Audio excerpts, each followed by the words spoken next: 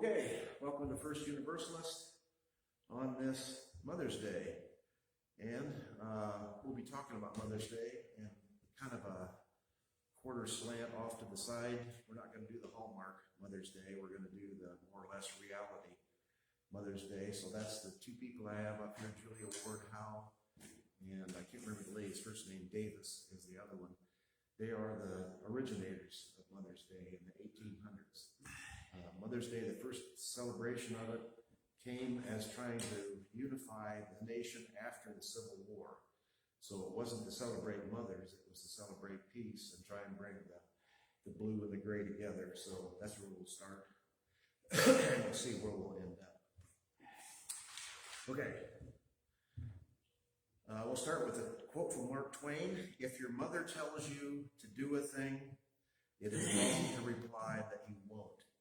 It is better and more becoming to intimate that you will do as she bids you, and then afterwards act quietly in the matter according to the dictates of your better judgment. Mark Twain, classic American humorist. Any announcements? Mike's not here today. They're having his Mother's Day celebration. He said they usually have it in the afternoon, but today there had to be more people in a bigger celebration because his mother's birthday is on May 10th. So she would have been 100 years old today had she lived. So they're having a kind of a special celebration today. But he was kind enough to bring us the programs, the bulletins as he usually does. All right, I think that's all we got for announcements. Our prelude will be Stardust.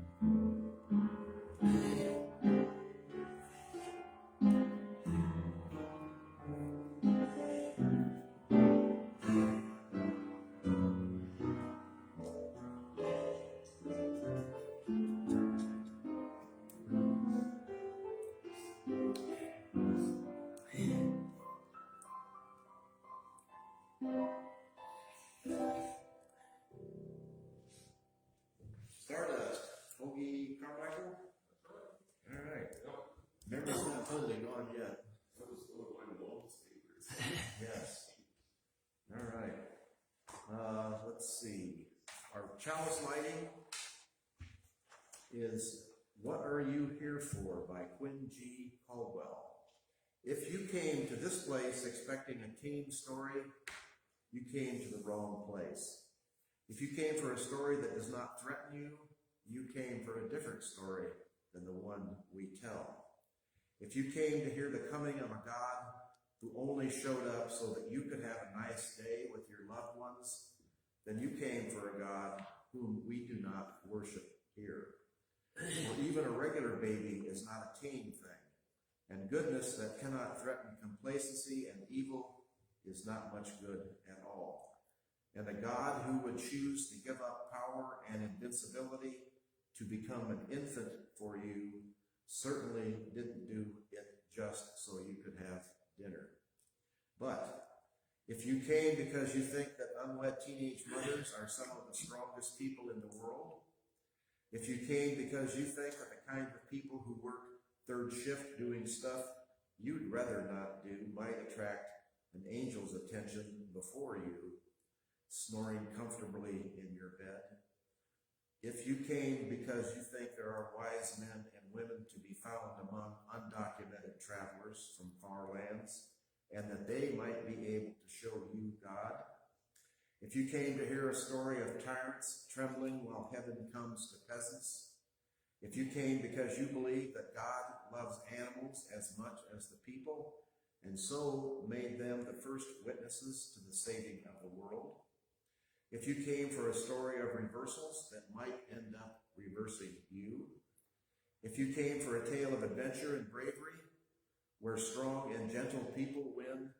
the powerful and violent go down to dust, where the rich lose their money but find their lives, and the poor are raised up like kings, if you came to be reminded that God loves you too much to leave you unchanged, if you came to follow the light, even if it blinds you, if you came for salvation and not safety, then, my friends, you are in the right place. Our opening hymn is number 409.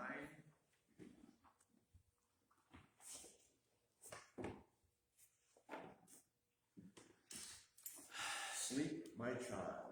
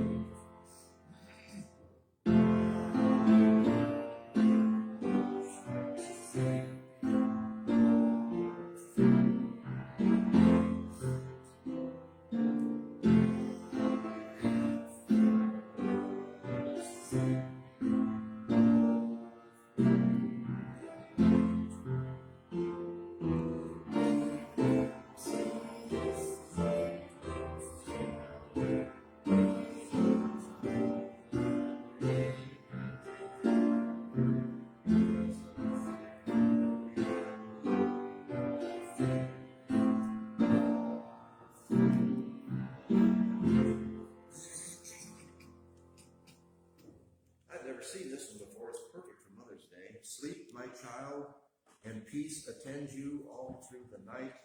I who love you shall be near you all through the night. Soft and drowsy hours are creeping, hill and vale in slumber sleeping. I my loving vigil keeping all through the night. All right, our affirmation in a mother-daughter poems. She is my mother, that indomitable, unattainable goal, a woman of iron and silk and unforgiving praise. She is the measure of all I will never be. She sees me and looks right through me.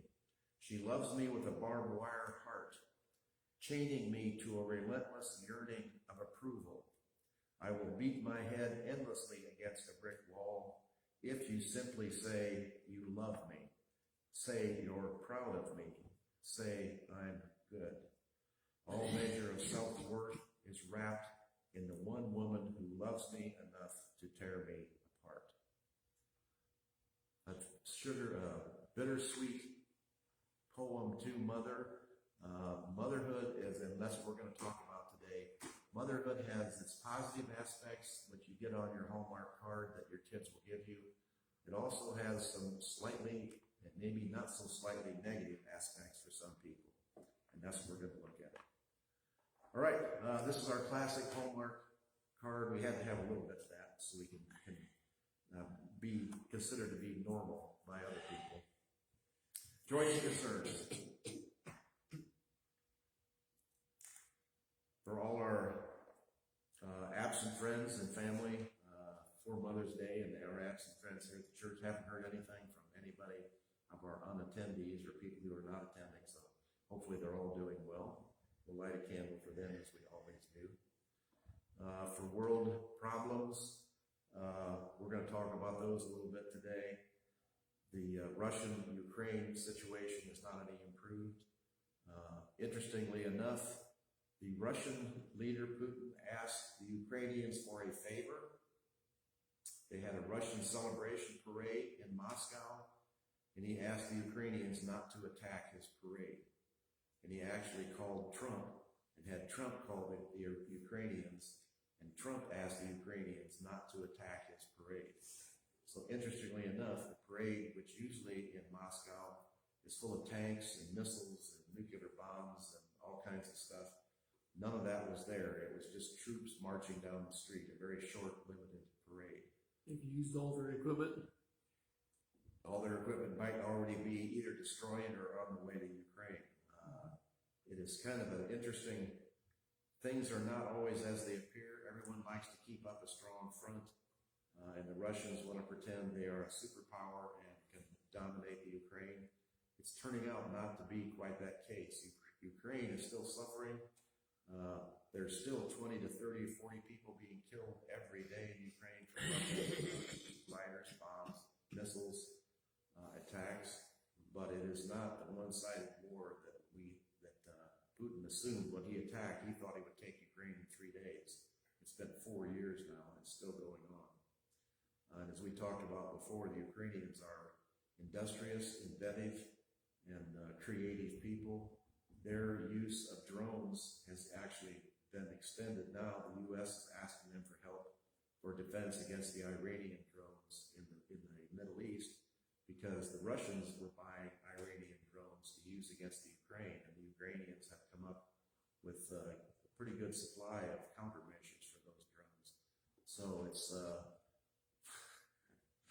there's humor in everything. If you remember the meeting between the Ukrainian president Zelensky and Trump in the office when Trump said he had all the cards. Did you see the thing on the news where he was holding the cards up? He was holding up Uno cards. Does anybody know what the goal of the game in Uno is? Did not have any cards. He's saying, I have all the cards. I mean,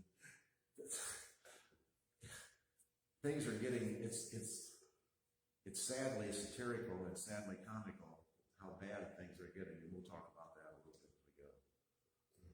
So, okay, let's see. The next one is Israel. There is a terrible situation going on. More and more every week. Now they are attacking Lebanon.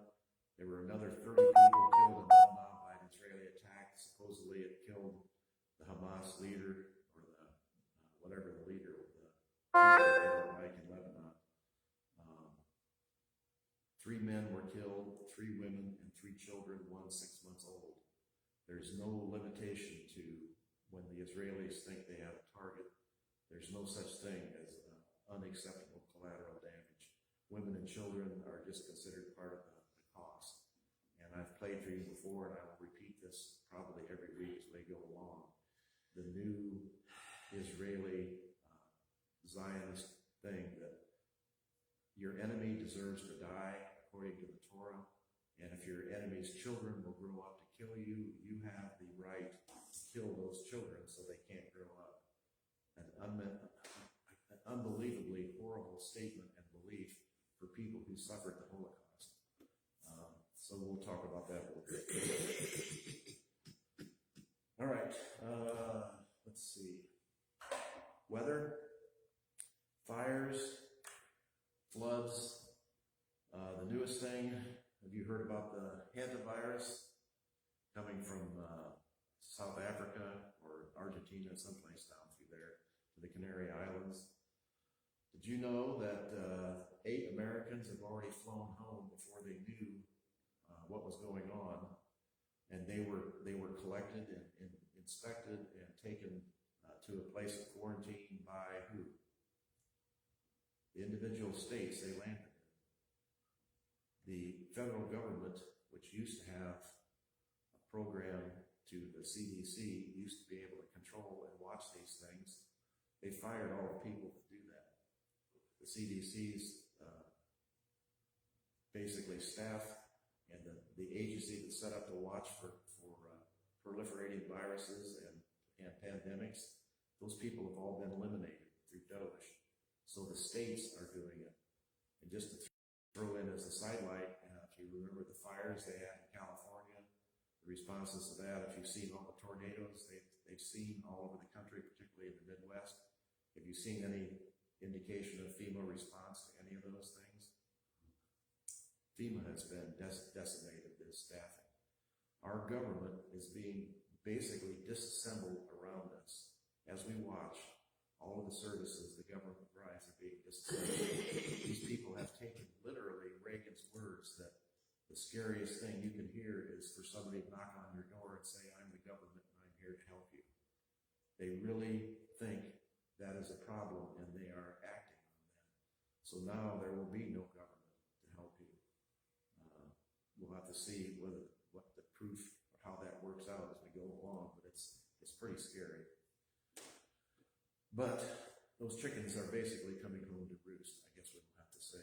We deserve what we will be getting. Anything else? Can't think of any other national calamities that have occurred. The elections, primary elections. So now we started the election season already on TV. I guess we'll light a candle for the vituperations and attacks and nastiness that we're going to be subjected to for the next 3 or 4 months. It's already starting the negative campaigns. It's pretty sad that is all people have left to deal with. Negativity. And basically the untruths, the ones I've seen already have been full of untruths, shaded lies and exaggerations. Sad situation. Okay, anything else? All right, 1 candle for those thoughts and prayers we have a voice maybe not even aware of. For any of the people who are watching, if there are a few, if you have needs, please let us know. Even prayer needs, we would be happy to help. All right, children's story. This is a little bit off topic because I cut as I go along. First grade, probably. Do you miss it? No. Can you write a quiz? Quiz? Yes. In cursive?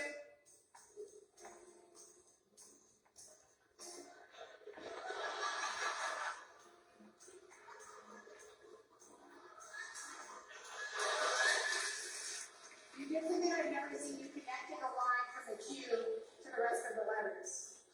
Yeah. Yeah. What do you study in school? This is from Jimmy Kimmel Live. Jimmy Kimmel's a comedy show in the evening. They went out on the street and asked people to write in cursive. You're probably aware that they quit teaching cursive like 20 years ago. The people that went through school, it's kind of hard to see because I couldn't get it blown up big enough, but they have no idea how to write in cursive. He wrote Q. If you want to see it closer, or if you want to see the rest of it, I'll show you the rest of it. They just take printed letters and draw lines between them to connect them. They have no. And they went through like 5 or 6 people, and none of them could write in cursive. And they asked them to do the signature, and the signature is basically a printed signature. So it's a question of, and that's something that we will consider and will be considering in the future, is what is our relationship to progress, to modernity? We all use computers, and we all use phones, and we type and use our thumbs and all the rest of that. But we're losing some of the basic ingredients of what brought civilization to us hundreds of thousands of years ago, was basically writing. If we lose the ability to write, sounds like some kind of science fiction novel. I've talked about this before, and I can't remember the name of it now. When Earth was abandoned, and there was a little robot that cleaned up things, and they came back and found a plant, and then went on to the ship where all the people from Earth were traveling on the ship, and they were basically on these motorized couches. They would never gotten up and walked around, so they just rode on the couch all day long. Interesting movie, interesting forecast. Disney forecasted. Wall-E. The name of the movie is Wall-E. So if you get a chance, look up Wall-E somewhere. W-A-L-L with a big capital E at the end. Interesting movie, interesting forecast. So, all right. Let me play that again, and you can see if you can see it a little bit better. Well, we're going to miss that. All right, we're back into the presentation. Kind of throw this in. Is everybody aware of what we have here? Can you hear that? I'm going to try and turn it on. It may have died. Can you hear me? Try it now. I don't hear anything. Try it now. I just turned it on. Can you hear it now? It was doing fine and it just stopped. Okay, well, I think because I didn't keep pushing on my phone, it died on me. It should be started again. If not, I'll connect it next time. We'll work the rough things out until later. You're not hearing anything? Okay, it's not paired up again. Okay, we're trying to get wish we get Emerson here to help me with this. We're trying to get the sound system. I've got the Bluetooth headphones, and I wanted them to go through the phone that projects for Facebook, so everything is on the same place, and I couldn't figure that out. So I set it up with my phone. But I think what I need to do on my phone is, because my phone after 30 seconds, the screen goes dark as a screensaver. Well, that shuts the program off. So I have to keep punching on it all the time. So I'm going to have to figure out how to keep the screen going. We'll eventually get it worked out one way or another. So Cecil can hear it when she's here. All right. The genesis for this picture is, does anybody recognize the statue on the right? Trump. Trump had that statue, 22 feet tall, gold statue, actual gold leaf statue, erected at Mar-a-Lago at his golf club down there. The dedication was done by a conservative religious pastor in Florida, had a religious service, and they prayed to dedicate the statue to Trump. Does anybody know the history of golden statues and the 10 Commandments? Remember the movies? I should have brought the movie. I'll bring the movie excerpt the next time. When Moses comes down and the Israelites are worshiping, and they created a golden calf and were worshiping, and God struck them down basically for this. What's the second commandment? You shall have no idols before me. Trump called in and talked to these people and said, that's a fantastic thing. I mean, we are living through blasphemy right in front of us. What the Bible tells us literally not to do, we are doing. And you question whether we have an Antichrist?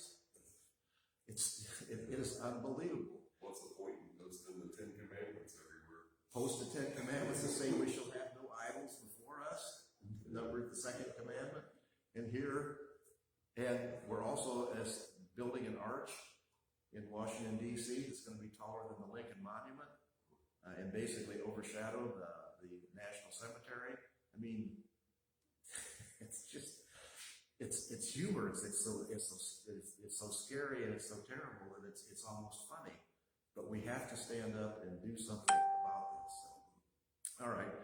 And as part of that thing, I found this quote from Carl Sagan. You may have seen this. This was written in 1995 from Carl Sagan. I have a foreboding of an America in my children's or grandchildren's time when the United States is a service and information economy, when nearly all the manufacturing industries have slipped away to other countries, when awesome technological powers are in the hands of a very few, and no one representing the public interest can even grasp the issues, when the people have lost the ability to set their own agendas or knowledgeably question those in authority, when clutching our crystals and nervously consulting our horoscopes, our critical faculties in decline, unable to distinguish between what feels good and what is true,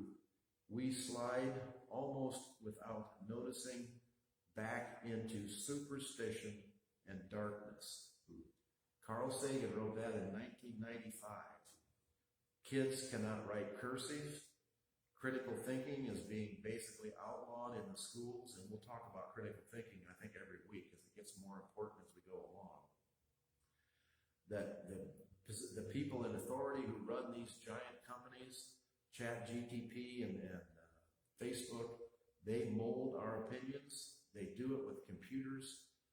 When you put a question on Facebook or on ChatGPT, then you get a flood of answers that fit. And if you listen to the critiques of ChatGPT or artificial intelligence, if you ask artificial intelligence how to build a bomb, it says we don't talk about that, but if you ask them 5 times, then it will tell you how to build a bomb. I mean, these things, they have no soul, they have no brain. They have an electronic connection that answers questions, but if they don't know the answer to the questions, they make up the answer. This is like we're Alice in Wonderland. We're going down the rabbit hole here.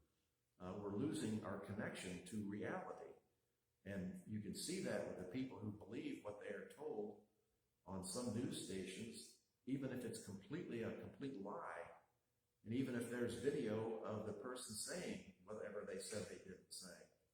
And now, with artificial intelligence, you can make video make you say anything. They can take people who are dead and put them back into live movies. The powers that we have are outstripping our abilities to understand and control these powers. We have to be aware of that. And that's something we'll talk about in the future as well, and we'll be facing in the future is these data centers that are coming up, being built everywhere to be the brains of the ChatGPT. That's what the data center is. That's where all the information goes, is processed. They're taking our electricity, they're taking our water, basically they're taking our land. It's always kind of comical to me for these people that complain they don't want solar panels because it takes up farmland. These data centers are taking up 600 and 700 acres of one building. I can't even imagine that much building under one location. The one they're somewhere in southern Ohio, the city, whatever city it was, found out they were missing 30 million gallons of water. They had tapped into their city water supply and hadn't been paying for it. The data center had been using it for cooling and then dumping it. 30 million gallons of water disappeared, and they didn't have meters or anything else. So now the data center says they will pay them back, but they don't even know how. 30 million is just an estimate of how much they lost. These people will take advantage of, and they are taking advantage of all the rest of us. And basically, we're letting them do it. So, okay. The dumbing down of America is most evident in the slow decay of substantive content in an enormously influential media. 30-second sound bites, now down to 10 seconds, the lowest common denominator of programming, the credulous presentation of pseudoscience and superstition, but especially the kind of celebration of ignorance. There is a celebration of ignorance that goes on. They laugh at the pointy-headed intellectuals. They fire the people from CDC and FEMA who have experience in education, people who have college degrees and have studied these problems that we face. They laugh at them and say, we don't want that. We want the common man to make the decisions. So we have people at the health department who are saying vaccines are bad, even though vaccines have been proven to be good. It's basically one example after another as we go along. Okay, now on to Mother's Day. Let's see if we can brighten up some of the ignorance. It's not just a Hallmark Day, flowers, cards, brunch, or a phone call. We need to go a little deeper into it. Love between a mother and a child can be tangled, tender, and imperfect, and still it shapes us in ways we carry forward. It is not always the Hallmark experience. There are bad experiences, whether it is good or bad, whatever the totality is, that creates our personality, that creates who we are. So mothers and fathers have a tremendous impact on our life. It used to be almost universal. That is motherhood. A spinster was an object of curiosity. You can also call them nulliparous. That's a medical term we learned in nursing school. Nulliparous means they have to give birth. Nulliparous. Prank prof, which I thought was interesting. Prank or pank is a professional aunt with no kids. I've never heard that before. They've been called barren, or like a wasteland. If you haven't had children, you're barren. Those ladies are increasing at a precipitous rate. Now, 1 in 5 women do not have children in the United States. 1 in 5. The age group 20 to 24, 85% are childless. 20 to 24, 85% are childless. If you remember the teenage danger in the 60s, 40s, 50s, 60s, when teenagers were having kids right and left, that is no longer happening. Even 25 to 29, 63% are childless. When people used to be getting married, the normal people, I guess what I would call normal, when you get married after you graduate from college or when you have a job. So between your 20s, between your age 20 and 30 is when most people would get married and have kids. Up to age 29, 63% of those women have no kids. It's a total reversal of the teen mother epidemic. And in some places, it's actually leading to a shrinking population. China is going through that. China had the thing where they had the limit of 2 children because they had too many people. And they wanted to cut down, and they basically reduced families down to 1 person for each, and 2 at the most. Now China is facing a birth ban, a birth shortage. Japan is especially suffering from that for economic reasons. People in Japan, they didn't want to get married, they didn't want to have kids because it was too expensive. There's nobody to do the work. That's one reason robots are becoming so popular, is because they are the only things left to do the work. We're going to end up like Wall-E, sitting on our couches with the robots doing everything, and us just sitting there watching TV. It's a scary, scary picture. All right, before Mother's Day became a $38 billion celebration of brunch, bouquets, and greeting cards, it was about peace. In the aftermath of the Civil War, we go back to these 2 women, Anne Reeves Jarvis of West Virginia, that's on the left, and Julia Ward Howe of Boston. Julia Ward Howe wrote the famous music, Battle Hymn of the Republic. Imagine the day when mothers would gather not to be honored, but to heal divided communities. At first, we'll go through a little ancient history. Motherhood in Greece. The average adult lifespan in Greece was 20 to 30 years. The reason was infant mortality. 40% of kids didn't make it out of infancy. 40% didn't make it out of infancy, and many more didn't make it out of childhood. So the average age, the average adult lifespan was 20 to 30, but if you made it out of childhood, then there were a lot of adults that lived into their 60s and 70s in Greece, but you had to get through that childhood first. The mother's average lifespan in Greece was 20 to 24 years because so many women died in childbirth, but many lived longer if they survived childbirth. Many people lived in their 60s and 70s that they survived. In short, ancient Greek mothers and children faced far higher mortality rates than today. Those who survived enjoyed a relatively long life as compared to ours. Anne Reeves Jarvis, this lady here, had 13 children.